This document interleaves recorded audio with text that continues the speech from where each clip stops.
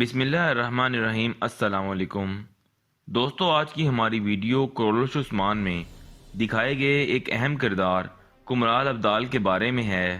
ہم نے تاریخ سے یہ جاننے کی کوشش کی کہ کرولش عثمان میں کمرال ابدال کا جو کردار دکھایا گیا ہے اس کی تاریخی حیثیت کیا ہے۔ اس سے پہلے آپ سے درخواست ہے کہ تاریخی اور معلوماتی ویڈیوز کے لیے ہمارا چینل ضرور سبسکرائب کریں۔ کیا واقعی عثمانی تاریخ میں اس نام کا کوئی شخص موجود تھا، اور اگر تھا تو اس کا کردار کیا تھا؟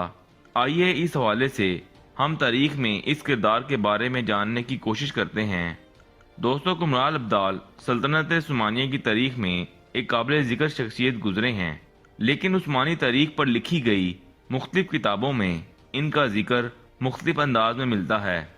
سب سے مشہور عثمانی تاریخ دان عاشق پاشا زاد اپنی کتاب داستان تاریخ آل عثمان میں کمرال ابدال کا ذکر شیخ ادب علی کے شاگرد کے طور پر کرتے ہیں، جن کی تاریخ پیدائش 1210 عیسوی بتائی جاتی ہے۔ تاہم ان کی جائے پیدائش کے بارے میں معلومات دستیاب نہیں۔ ان کا نام ترگت یا دورک تھا۔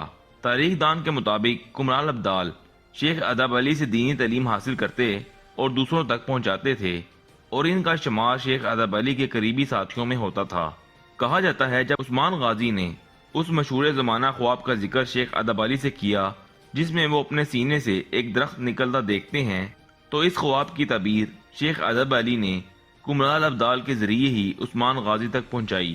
عثمان غازی نے کمرال ابدال کو یہ خوشخبری سنانے پر اپنی تلوار اور پیالہ تحفے کے طور پر دیا تھا۔ تاہم ایک دوسرے عثمانی تاریخ دان ادریس بطلسی کمرال ابدال کے بارے میں ایک دوسری تاریخ لکھتے ہیں کہ کمرال ابدال ایک درویش تھے جو ینی شہر میں رہتے تھے، جن کو عثمان غازی کے بارے میں الہام ہوا کہ یہ شخص ایک بڑی سلطنت قائم کر کے اسلام کی خدمت کرے گا، جس کے بعد وہ عثمان غازی کی فوج میں شامل ہوئے۔ جبکہ بعض روایات میں کمرال ابدال کا ذکر ارطغرل غازی کے ساتھ بھی ملتا ہے، جس میں وہ مختلف مارکوں میں ارطغرل غازی کی فوجی مہم کا پرچم اٹھاتے تھے۔ ایک اور روایت میں کمرال ابدال کو خواب میں حضرت خضر علیہ السلام کی زیارت کا ذکر بھی ملتا ہے، جس کے بعد وہ عثمان غازی کی فوج میں شامل ہوئے۔ بہرحال دوستو، تاریخ میں کمرال ابدال کی تاریخ وفات 1286 عیسوی درج ہے۔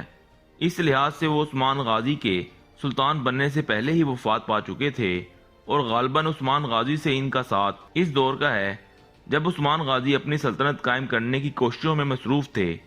اور تاریخ میں کمرال ابدال کی شخصیت کے متضاد تفصیلات کے باوجود یہ بات طے ہے کہ کمرال ابدال ایک حقیقی شخص تھے۔ انہوں نے کئی مہمات میں عثمان غازی کی روحانی رہنمائی بھی کی تھی۔ کمرال ابدال کا مزار ترکی کے بوزیوک شہر کے یدیلر ڈسٹرکٹ میں واقع ہے۔